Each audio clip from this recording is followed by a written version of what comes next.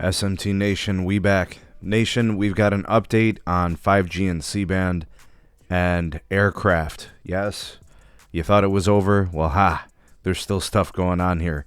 And obviously, every major network operator in the country has spectrum within this frequency that supposedly interferes with aircraft altimeters. Okay, so let's take a look at the update. I've got the article here on the screen from Dano Light Reading. Been a while, Mike. Welcome back to the show. The link for the article will be in the description.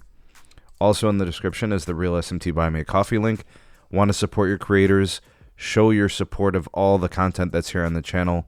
Show your appreciation. The link will be in the description for that.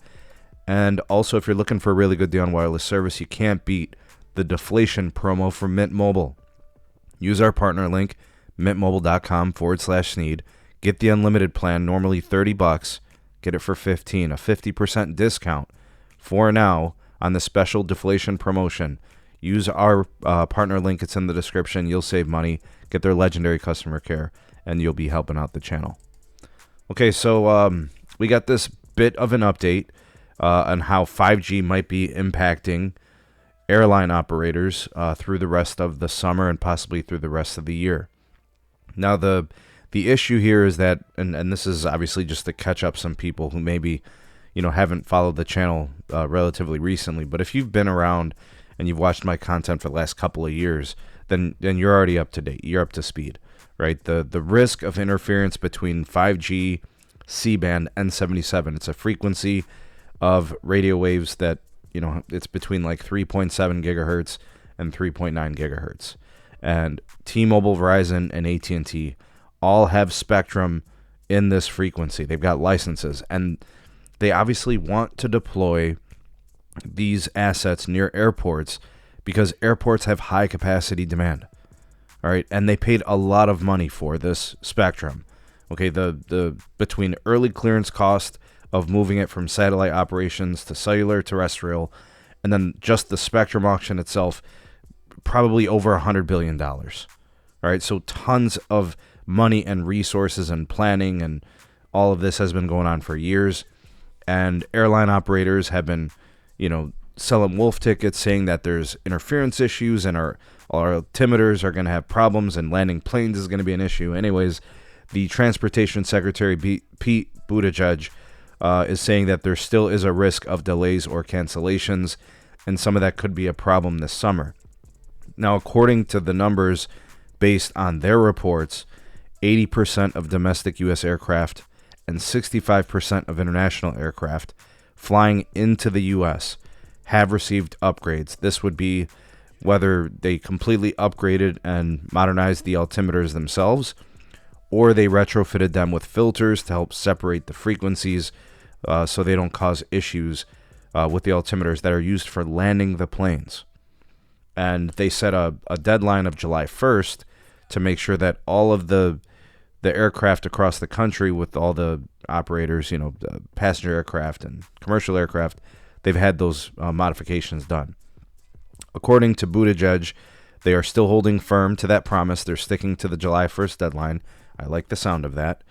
And then, of course, they can lift the buffer zone agreement that the carriers have with the airports or with the airline operators at the airports. I think it impacts like 100 different U.S. airports. And then they can go full power.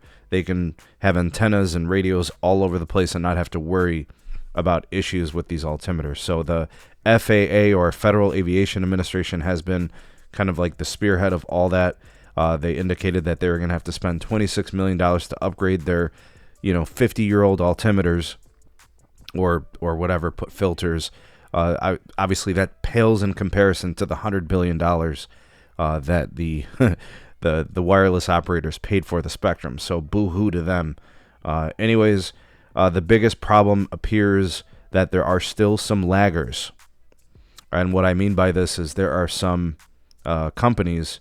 It says here that the United Airlines and Southwest Airlines say that their entire fleets are ready for the July 1st deadline. Delta Airlines and JetBlue may still have aircraft with outdated altimeters.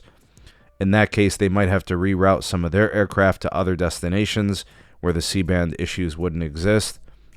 and this won't cause troubles. It also states that Airbus and Boeing will continue to upgrade their remaining aircraft with new altimeters between now and that deadline. So if I had to put my concern level at a 10, I would say my concern level is a 1.